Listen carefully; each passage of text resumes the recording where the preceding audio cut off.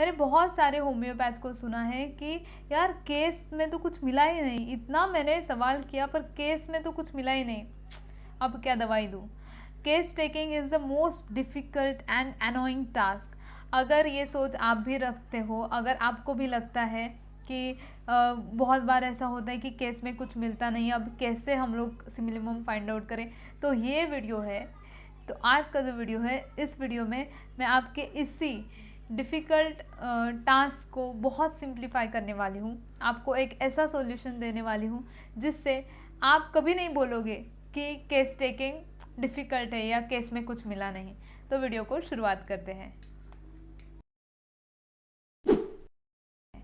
देखिए, कोई भी पेशेंट जब आपके पास आता है तो कोई और बात कहे ना कहे, वो ज़रूर बताएगा कि उसे क्या सिम्टम है, वो किस कंप्लेंट को लेके आपके पास आया है। अब पेशेंट ने कुछ और बोला ही नहीं, आपने ढेर सारे सवाल किए पर पेशेंट इंट्रोवर्ट है, बड़ा ही क्लोज है, उसने कुछ रिवील ही नहीं किया।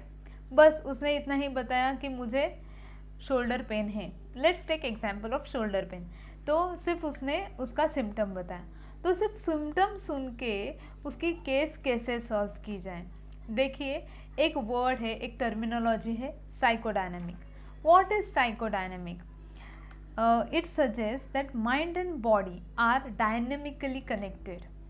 Whatever you are thinking for a long time, जो भी आपका mental state होता है, अगर आपको mental stress है किसी भी चीज़ के वजह से for a long duration, for a long time, तो eventually that will lead to the formation of symptoms on physical level. Body पे साइंस एंड सिम्टम्स आते हैं अगर लॉन्ग ड्यूरेशन का स्ट्रेस है। इसी को बोलते हैं साइकोडायनेमिक इफ़ेक्ट। तो अगर समझो शोल्डर पेन है, तो आपको कैसे पता चलेगा कि इस बंदे की लाइफ में क्या प्रॉब्लम है, क्या स्ट्रेस है। देखिए, ये जो बॉडी है ना, वो सिग्निफाई करती है, हर एक बॉडी पार्ट सिग्निफाई करता है किसी एक चीज़ को। पर हम लोग बोलते हैं ना, अरे इसने तो मेरी नाक काट दी, मतलब क्या किसी ने आके सच्ची में किसी की नाक काट दी? नहीं। This is the metaphorical understanding कि नाक signifies dignity, shoulder signifies responsibility, head signifies what? Now think of that. तो हर एक बॉडी पार्ट जो है वो हर एक चीज़ सिग्निफाई करता है। And I will highly recommend you to read how to heal yourself, a book, a very renowned book by Louise Hay, जो मैंने बहुत बार पढ़ी है और जो राव सर ने भी इतनी बार बोला है। हर एक को मैंने राव सर को बताते वक्त सुना है कि ये बुक आपके पास होनी चाहिए, ये बुक आपने पढ़नी चाहिए। उस बुक का लिंक मैं डिस्क्रिप्शन में दे रही हूँ, आज ही खरीदो और पढ़ो वो बुक। और उसका एक जो सेक्शन है वो इतना यूज़फुल है होम्योपैथ के लिए। उसमें चार्ट है जहाँ पे डिसीज़ और डिसीज़ का मेंटल सिम्टम, मतलब मेंटल कंडीशन, कि किस कंडीशन के वजह से, किस स्ट्रेस के वजह से उसको ये सिम्टम आया होगा, ये दिया है। और उसके आगे उसका क्यूरेटिव अफर्मेशन दिया है। अफर्मेशन की बात छोड़ दो, पर it is very important for us to understand what each and every body part suggests, and what is the reason, what is the cause for this particular signs and symptom। तो ये पूरा chart ही आपको उस book में मिल जाएगा, ठीक है। अब जैसे कि मैंने एग्जाम्पल के तौर पे बताया था, किसी को कोई पेशेंट आता है जिसको शोल्डर पेन है, तो व्हाट शोल्डर इंडिकेट्स रिस्पॉन्सिबिलिटी। तो उसको शोल्डर पेन क्यों हो रहा है, आप सोचो, उसने आगे कुछ बताया नहीं। शोल्डर मतलब रिस्पॉन्सिबिलिटी, तो उसकी लाइफ में कहीं ना कहीं उसके ऊपर बहुत ज़्यादा बर्डन आ चुका है, जिसके वजह से उसको लगता है that he is not able to fulfil his responsibility properly, क्योंकि ये ओवरलोड हो रहा है।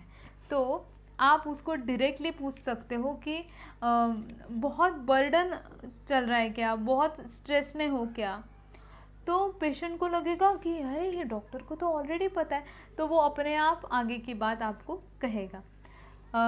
एक और एग्जांपल लेते हैं। कोई पेशेंट आता है, क्रॉनिक हेडेक की केस है, सिवियर हेडेक होता है और क्रॉनिसिटी है, तो वो आपको बताता है कि डॉक्टर बहुत इंटेंस हेडेक होता है और बीच बीच में हमेशा ही होते रहता है, बस इतना ही उसने बताया।